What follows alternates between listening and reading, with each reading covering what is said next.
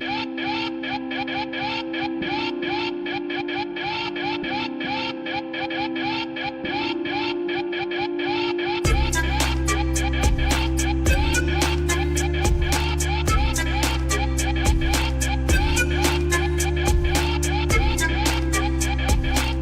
to The Red Menace. We are a comedy news podcast brought to you by Nine Media.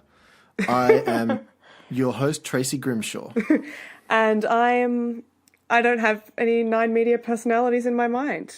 She is Scott Cam from the block. Scott. She's the two people that work for Nine Media. They've now got like 100 more. So congrats to them, I guess. Good on them. Yeah.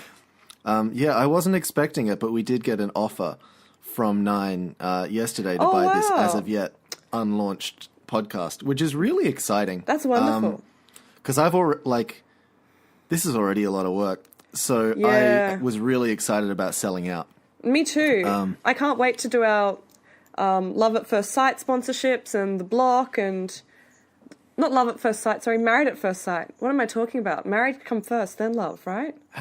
Alison, you've got to get this corporate synergy I know. right. You're going to lose us this very important deal. I'm all over the place. It's it's a mess. We joke, but if at some point someone does offer to buy this podcast, I will say yes on the spot. Just selling out before we even have an audience. That's Exactly. the best way to maintain integrity. All right. Oh, dear. You want to start with my first story? Yes, you can start today. Okay. So this is from the Catherine Times, which is, I believe, now owned by Nine Media. Oh, congrats, Nine Media, on this beautiful publication. Congrats to Nine, our new overlords. The overlords of the world.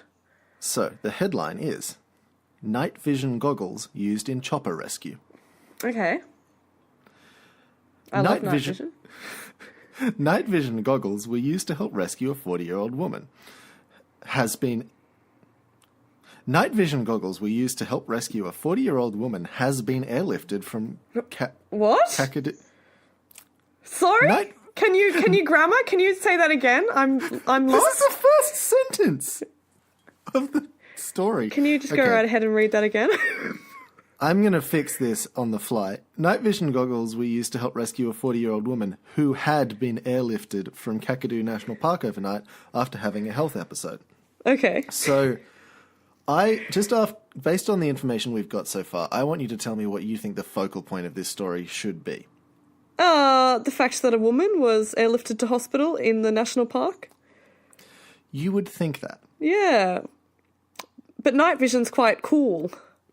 CareFlight, operating the Top-End Medical Retrieve Service on behalf of the Northern Territory Government, tasked the Top-End Rescue Helicopter to the scene shortly after 11 p.m.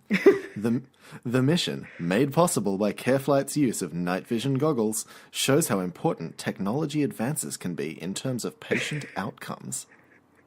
Sponsored content by Night Vision Goggles Company. That's like a press release from a night vision hospital. Okay, so this next bit is a grab. Go back 10 years. A mission like this would have been extremely dangerous, CareFlight helicopter pilot Greg Olson said. Now, night vision goggles mean these missions can happen much more safely. Do you know what this sounds like? It sounds like an infomercial testimonial. Yes, but for night vision goggles, for I like the idea of a corporate info testimonial where you're trying to convince CareFlight rescue crew, which is by extension the Northern Territory government, that they cannot find people with a regular old-fashioned big torch and they need these night vision goggles. Well, to be fair, if I had the clout to do that, I would be doing that. I want some night vision goggles. What for? Who knows? I just need them. Night vision goggles are one of those things. I think that, and I'm not sure who is responsible for this. I think it might be video games, but they do seem very cool, and I have no need for them because, I'm never in any situations where, I live in Sydney. There's lights everywhere. Sure. And I've learnt not to go out when there isn't any lights. There's a lot of spooky stuff out when it's dark. Also, if you're wearing night vision goggles out on the street when, like, the lights are out, you risk the lights suddenly coming on and being blind forever, which seems... That's a dangerous game. But you'll look very cool. You will look very cool as you writhe in pain on the ground. Yeah, because you've been but you'll look horribly very blinded. cool. And that's what's important here, is looking cool. And Careflight has got that down pat. They look cool while they save lives. The special goggles that the Careflight crew use during the night missions amplify available light over 60,000 times and allow the crews to see the ground and obstacles at night, something that is not possible with the naked eye. No shit. That's some great specs on that one. Yeah. It is reading like a product page. I'm wondering if I'm going to see a link at the end of this story To where you can purchase them. That means with the night vision goggles, even starlight provides enough light for us to see the ground clearly. Well, I would fucking hope so. Indeed. Which helps us reach more people than ever before. And we are lucky because the Northern Territory government were amongst the first government agencies in Australia to support the use of this technology, Pilot Olsen said. Good on your Northern Territory. Night vision goggles on the field. Do you think that there's someone who works in the Northern Territory Health Department who just plays a lot of Call of Duty? Probably. And they saw this and they were like, they saw night vision goggles in like a bulk order at Costco or something. And they just thought, well, I've got to have that. It was the special at Audi. And then they gave like 20 sets of night vision goggles to Careflight, the top-end medical retrieval service, and said, look, you guys have got to... I spent so much money on these. It's public money. You have to use them. You have to use them. And please don't tell anyone they don't work. What if, in this fun conspiracy, they're actually like completely non-functional goggles and they do make these people's jobs way, way harder. And that's why this story is so impressive that they actually managed to rescue this person. Perhaps. Because the night vision goggles seriously impede everything. Night vision goggles is just inherently one of those things where I think of like being a kid in the 1950s, you know, throw back to when I was a kid in the 1950s, you know, reading a comic book and you get the little ordering pages at the end where you can order your X-ray specs and your night vision goggles. That's the product that they're using. I wish I'd lived in the 1950s. That sounds dope. Yeah. I would have loved to experience that. I've got to... I don't know if that's real. That's what I see on all the television shows, and television's never lied to me before. So. That's fair. Can I propose to you what I think the logical outcome of this is? So there's like, what, 4 people in a helicopter all wearing night vision goggles, yes. Right? They're looking for a hiker. If you're a hiker at night and you hear a very loud noise and something coming towards you, what is your first response? Run away. See, my first response would be to turn my torch on and point it at it. Well, that's true. Which is going to make this helicopter crash because you're going to have 4 blind people inside this helicopter. Which is going to be a serious problem and is going to waste a lot of government money. In addition to having wasted all the money on these night vision goggles. Oh, gosh. You know, like, at the moment, because I'm slightly sick, right, laughing is a fine line between laughing and a coughing fit, so I'm like, trying to restrain myself. But that's quite a funny concept to me. Well, thank you for clarifying. I needed that laugh juice. I was I'm dying here without it. Oh, like gosh.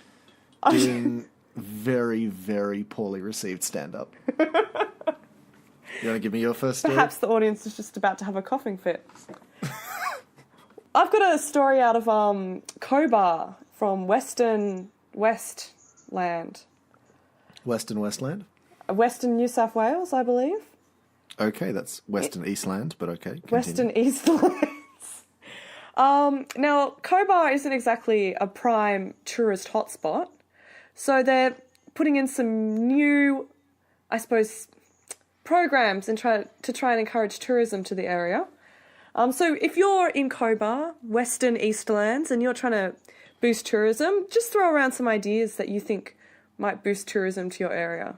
Cobar, Western Eastlands. So...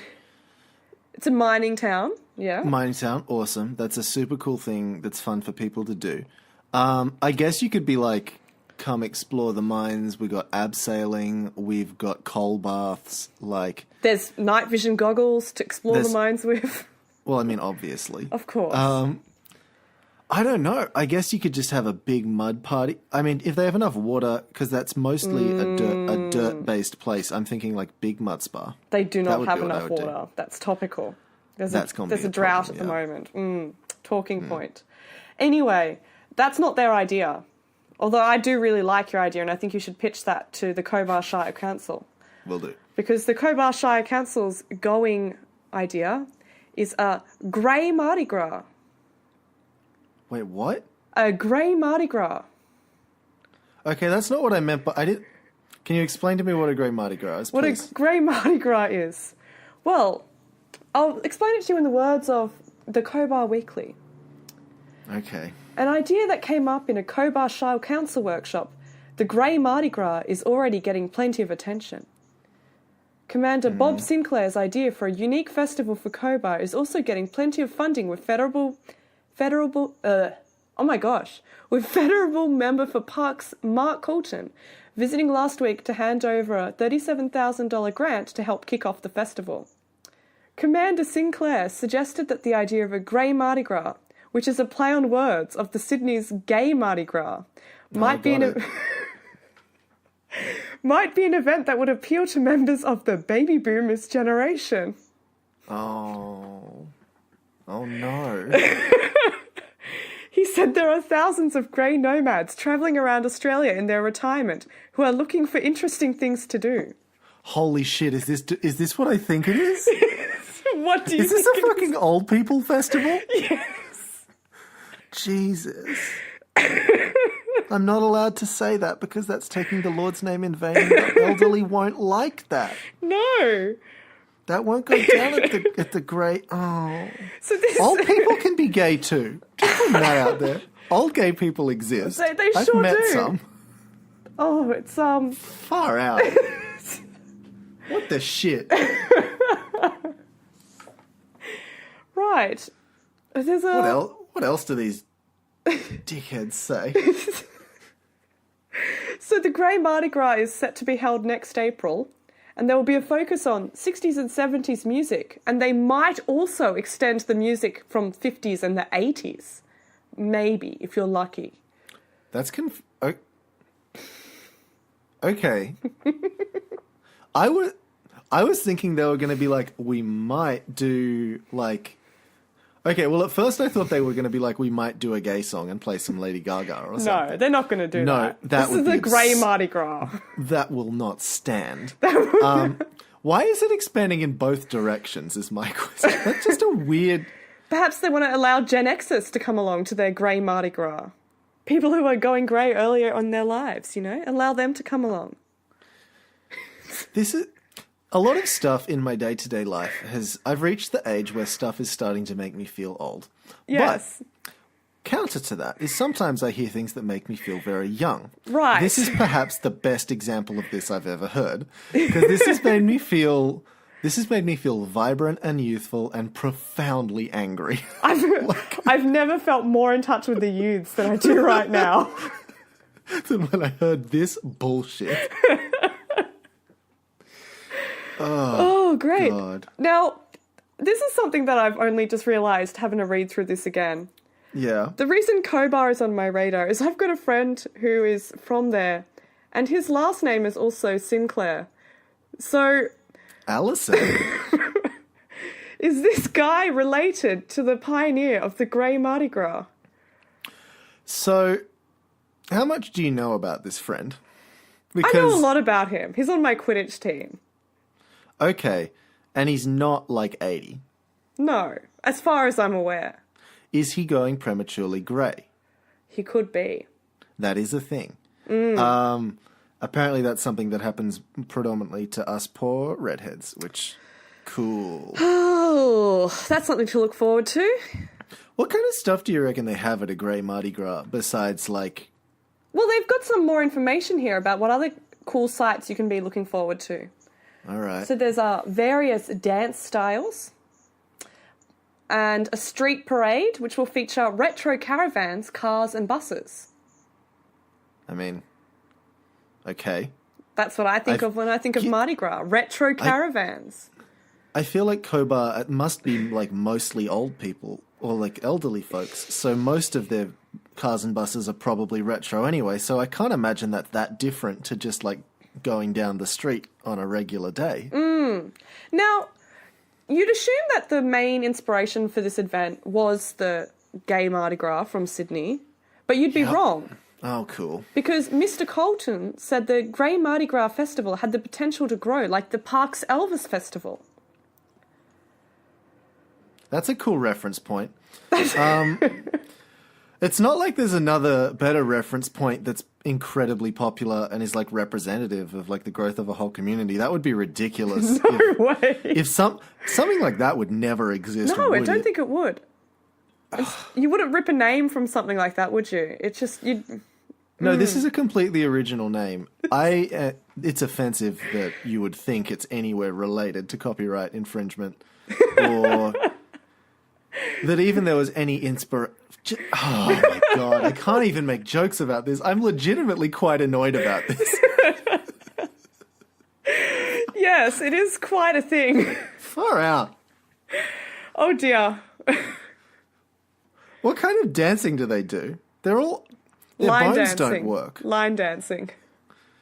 They're going to have hospitalizations. I hope they have like enough nurses rostered on, because all of the bones are going to break. Well, they can get Care Flight out there with the night vision goggles. Thank God. Shall we move on from the Grey Mardi Gras? I think we should. I'm sorry for that story. It's okay. I want to give you a story that... So this is not located in any one area, but this is one that was distributed across most of the Fairfax-based... You mean the Channel 9 based? Sorry. This is... 9 Media. The Channel 9-based papers. I really think this is indicative of the kind of story and like high-quality journalism that we're losing with today's legitimately tragic events. Yes. Imagine a day where gamers can go for gold. Mm-hmm. The tone of this is delightful. I bet. A few years ago, one of the biggest events on this sports calendar attracted nearly 35 million viewers. Not bad, eh? No, not bad at all. If it were to be an Olympic sport, it would nestle between diving and equestrian. Alphabetically, that is... Oh! Spiritually. I love it. Oh, dear. Spiritually, sports fans, it lies somewhere between the devil and the deep blue sea. What? I don't know what that means. Maybe that's an in-joke for the sports lovers out there. Who, I'm sure it is. Shocking spoiler alert, I am not one of. Us sports community folks, we get that joke. As a Quidditch player, you are equipped to understand that because you're deep in the sport. Yeah, I'm equipped to understand any sport reference you throw at me. Even closer to the former, if you prefer your Olympic sports to be a slightly less contrived event than, say, another Rolling Stones world tour. What? This person is so salty. Holy shit! Whoa! This is more salty than the guy who hates fishing. There's so many hot takes in this article, and we haven't even got to what it's about. I'm already loving this. As it's a non-Olympic year, this may have slipped under your radar, and that may not be accidental. So there's a conspiracy. That's one of those trademark coughing fits, but... So, just how do you feel about esports? And there it is. Mic drop. You might have it. Oh no, there's a lot more. The mic's still in his hand. The mic is comfortably in between this person's fingers. You might have a few years to answer that question, but prepare for a potential esport entry into the 5-ring sports circus. The 5-ring sports circus. That's the most passive-aggressive way of describing the Olympics I've ever heard. I'm exclusively going to refer to the Olympics from now on. The 5-ring it's the 5-ring sports circus. Oh shit, well that's the episode title right there. Okay. Yes. Seriously. Channel 9's 5-ring sports circus. I'm into that, yes. Or the 5-ring sports circus brought to you by Channel 9. Presented by 9 Media. 9 Media. Yes, seriously. Paris 2024 Olympic organisers are deep in talks about including esports as a demonstration sport at their games. So still no idea what an esport is? Simply, it is the accepted name for electronic sports. Video games. Did they write in there? Yes, they did. How did they spell UH-HUH-video games. Oh, gosh. That's a hard read. Traditionalists. And I get the sense that this journalist falls within that. I would say so. Traditionalists might well consider esports the antithesis of actual real-life sport. But hey, these are times of industrial revolution-like change. Why should sport, even the Olympics, be any different? I just love the rage you can hear in the words. I feel sorry for their keyboard. They were typing that very angrily. Do you think that this started in all caps and they had, the editor had to be like, no, we can't. Can we take away at least half of those caps, please? You have to put regular letters in. It's not readable. It was all caps and no paragraph breaks or full stops. It was just an all caps rant. And it wasn't typed up in Word. It was just sent in the topic of the email. This got texted to a sub-editor. On the journalist's day off. They just typed this out on their old Nokia 3310. Sent it through to the sub-editor. This is a series of tweets that's just been taken verbatim. For decades, elite sports' reliance on technology has grown exponentially. From the technical match officials to cricket's third umpire to the VAR so spectacularly featured at football's recent World Cup, it's everywhere. They love football, though. Spectacularly featured. It's everywhere. So why not front and centre? That sounds very resigned to me. They've given up. They've given up. Their kids have told them about the esports, and the mum or the dad or the parent in this situation is just given up. They watched one Let's Play video on YouTube. They watched the Drake Plays Fortnite YouTube video, and they were like, "This is everything I hate in the world."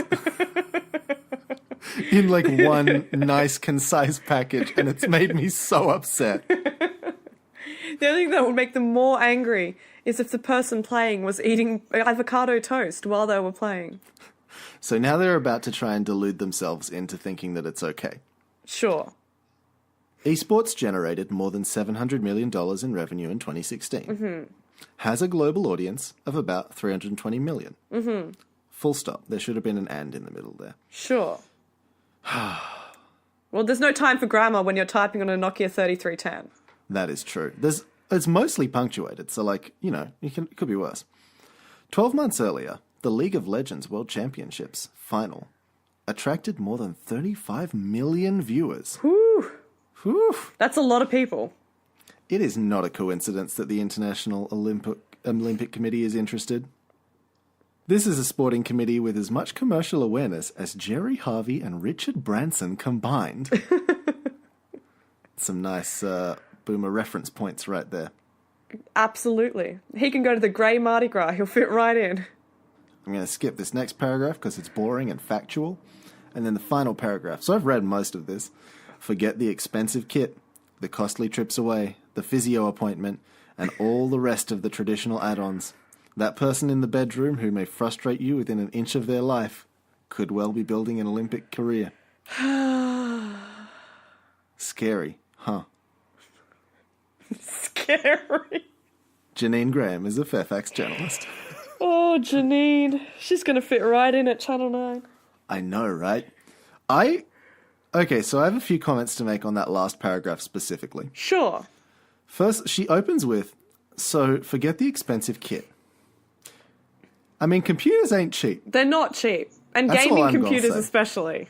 Exactly. You have to pay for all the blinking lights inside them, and that stuff does not come free.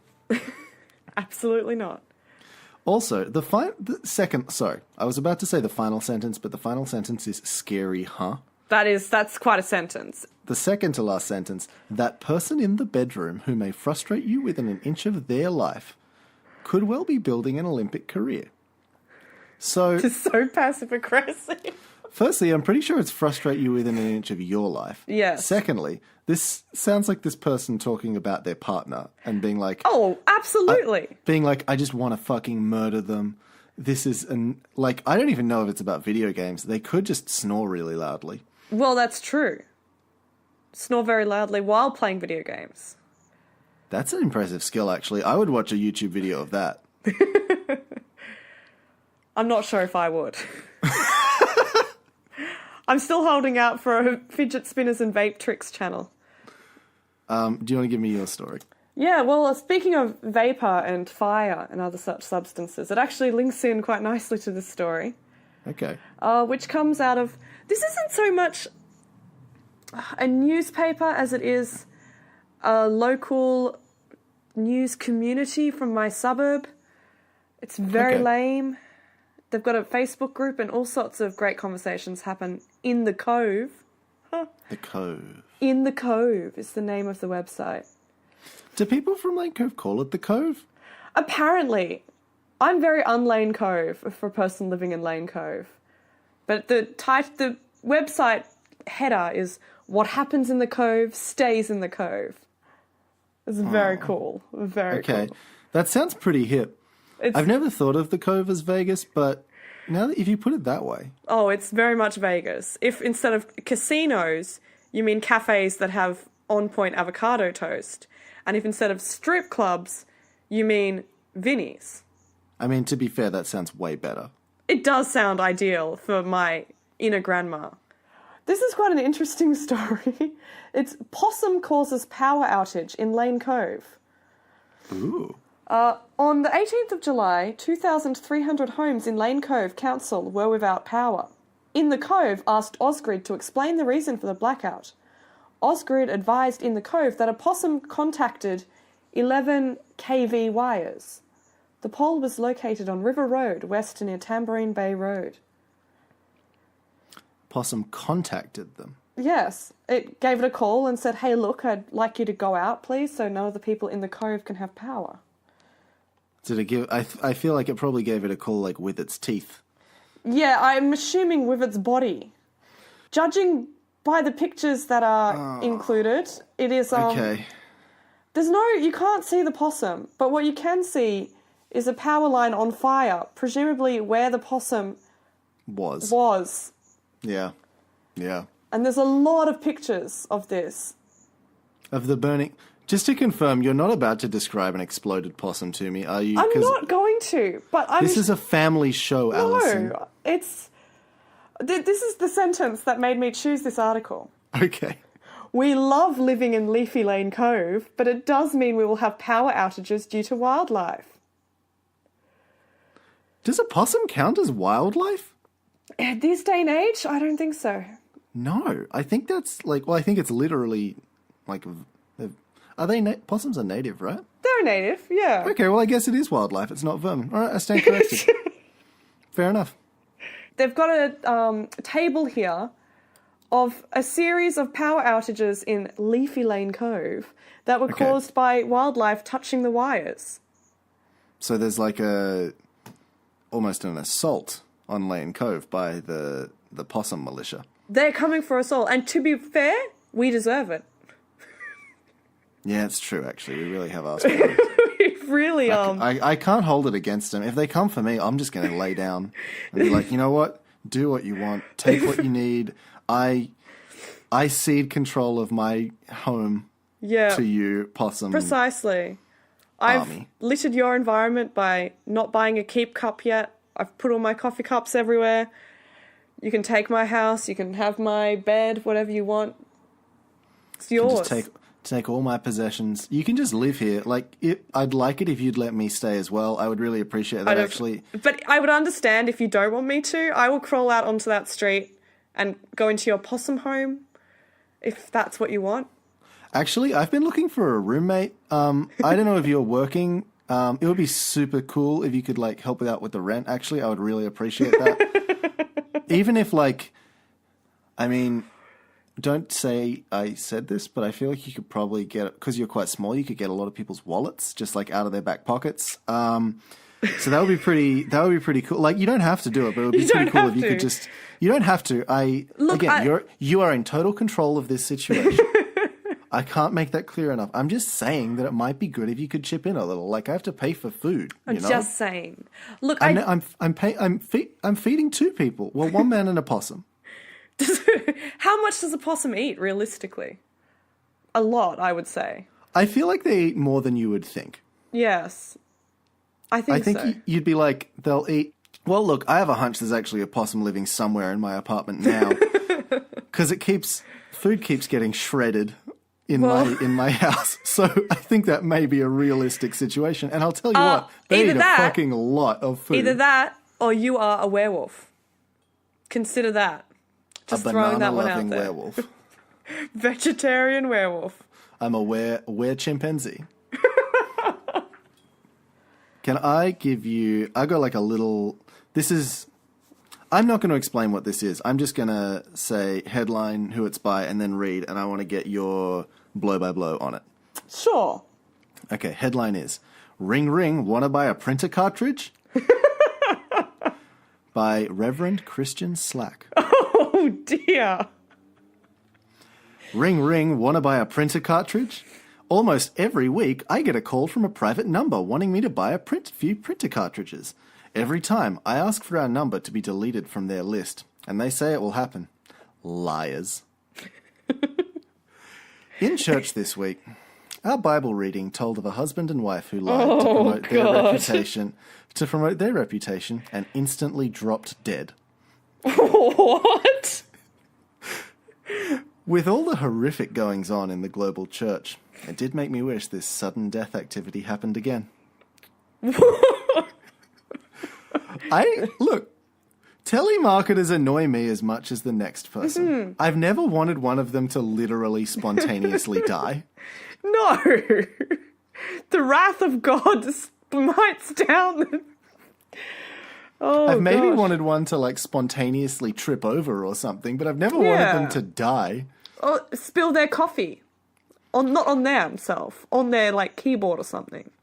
Wouldn't it be better if you knew the church had no liars in it? After all, it would solve the hypocrites problem. Oh, this guy's absolutely lying about something at some point in his life. But think honestly enough, and this solution is problematic for our own survival. After all, as prominent atheist Sam Harris observed, we have all been liars. Yes. But there's good news for the printer cartridge guy, and for you and me. Liars can be forgiven. Jesus died at the hands of liars, but also stretched out his hands in love for those same liars. Fast or slow, lying will destroy us, but the truth about Jesus will set us free.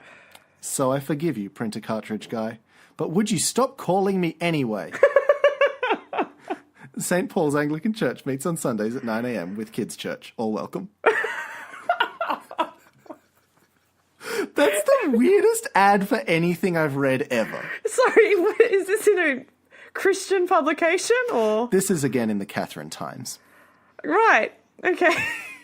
He spends a solid 2/3 of his ad saying he wants telemarketers to spontaneously die. He really does. And then just at the end, I guess we shouldn't kill people we disagree with. Church meets on Sunday. Church meets on Sunday. See you all there, except for the telemarketers. I love that. It's delightful, right? Yeah, it's a good piece of sponsored content. I know, right? I like this article because it holds off on very important backstory until quite a long way into the article. Sure. So this is from let me just double check my source, the Otago Daily Times in New Zealand, which, for reference, is the paper I was talking about last week and couldn't come up with the name of. Oh, we're getting so much good content from this one.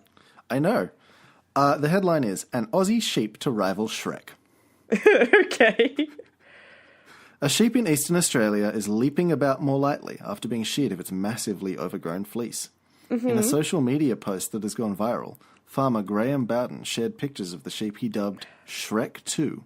Shrek 2? He said a friend found the sheep with several years of growth, which he sheared to produce 30 kilograms of wool, more than 6 times greater than the average fleece.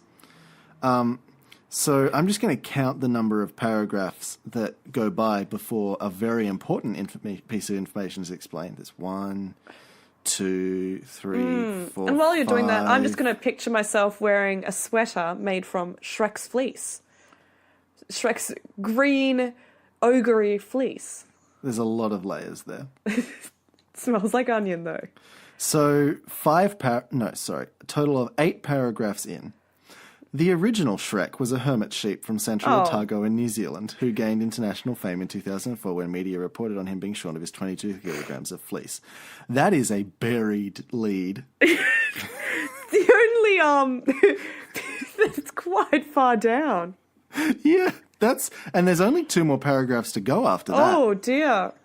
That's quite important to the understanding of the story. Because my theory was he just really didn't like Shrek 1 as a movie. He thought Shrek 2 was the strongest in the series. And I agree. Shrek 2 was the strongest in the series. Is the best in the series. Best soundtrack ever, I think. Yeah. So he wanted to name the sheep after a fun movie. And he decided Shrek 2 is the strongest in the series. So I will call it Shrek 2 specifically. Not Shrek the Third. No, fuck that. That was fuck Shrek the Third. That movie was... I didn't understand what was a good and bad movie when I was young enough to have watched that, and I knew that was a bad movie. I'm pretty sure I saw it in the Ritz Twin Cinema in Port Macquarie. I don't know where I saw it, but I'll never forget seeing it. You know how Justin Timberlake is like a successful actor now? Yes. The first thing I saw Justin Timberlake in was Shrek the Third, so it is a miracle that I've been able to get through anything else with him. Was he in Shrek the Third? I'm pretty sure he was the boy that they have their adventure with in Shrek the Third was JT. Oh! That's news to me. I'm sure, well, it's probably true. And I'm sure that's not news because that's probably everyone knows that. But I didn't. So there you go. Can I give you one more very fun headline? Yes. And then I'm going to do quick fire puns for you. Please do. So I'm just going to tell you what this story is about before I read you the headline, because if I read you the headline, it will just seem like weird nonsense. Great. So this is essentially about a Volkswagen convention. Right. All lubed up for V-dub lub. Oh, God. Oh, no. Thank you, Bell Engine Courier. Bell Engine Courier. All lubed up for V-dub lub. I hate... Why is it like that? It doesn't mean anything. And also, it's very sexual. It makes me feel very disgusted. Yeah. It makes... I feel... Okay. No. Mel Davis, who's written this article, has had an experience inside a VW camper van and just needed to let the world know. Oh, dear. The world doesn't need to know. That's one to keep to yourself, I think, there. All right, so here's a story. It's about a dog fundraiser. What's your pun? Dog fundraiser, what's the pun? I don't know, like good boys gave a lot of money? Too late. A round of applause. Jesus fucking Christ. A story about milk. It's a brand new dairy. Full cream ahead. I feel mine was on a similar level to that one. In that they were both atrocious. So we can thank the Hunter Valley News for both of those ones. Thank you, Hunter Valley News. Just... Top-notch headlines this week. I get that journalism, sometimes you have slow days and sometimes you have to make your own fun. I get that. Yeah. But, like, I have to read your fun. Let me see if I can find a fun final headline. Absolutely. I think this one's fun just for the absurdity of it. Thank you to our corporate overlords, Nine Media. Thanks, Nine. I am Chris Bolson. And I'm Alison Hoare. I spent $987 on this stupid wedding trend.